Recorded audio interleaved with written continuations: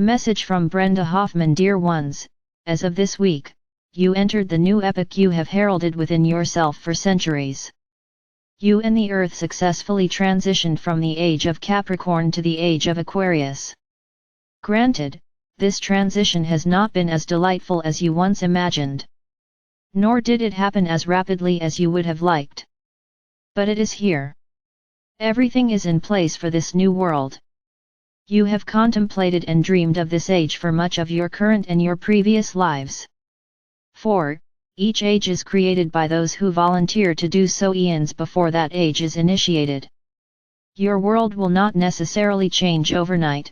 Instead, the global focus will rapidly shift from industry and finances to caring for others, the earth, and yourself. Even though you learned about previous historical shifts, you probably did not realize those shifts were also pre-planned.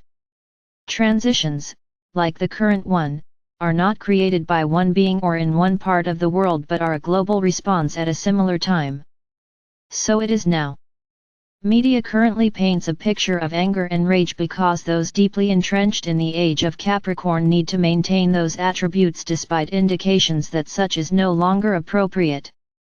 It is their last Capricorn gasp, an age that is no more. Even so, there remains a brief foray into Capricorn so those who question the shift understand what they no longer want. Perhaps an apt analogy would be the introduction of automobiles. Many people refused to shift from horse-driven vehicles to automobiles until the number purchasing automobiles became too large to ignore, and owning an automobile became easier and sometimes less expensive. So it is now. Many will proclaim that industry, with its related finances, reigns supreme. That is, until the titans of industry realize they are out of step with the masses and accept this new age, or they are ignored by those who move on. Those of you who transitioned will negate those attributes for a softer, kinder world. Your Earth's history features previous transitions, such as the Renaissance. Even though this is a tremendous shift within and outside your being, it feels right because you have been preparing for this time for eons.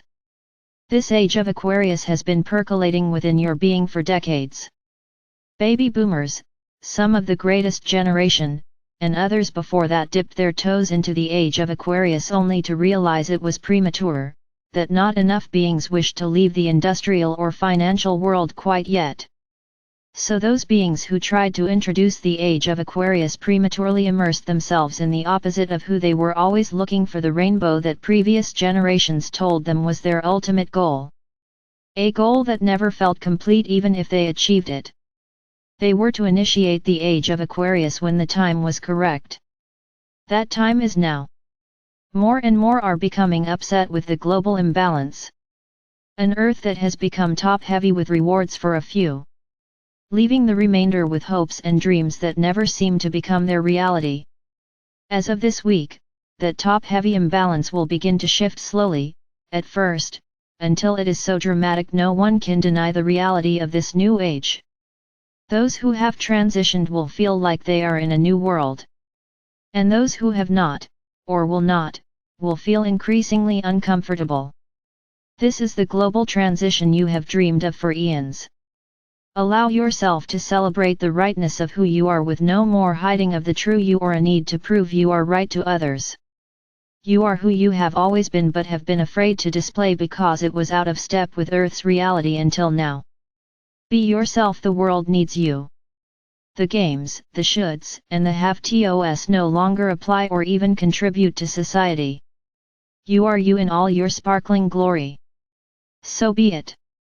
Amen.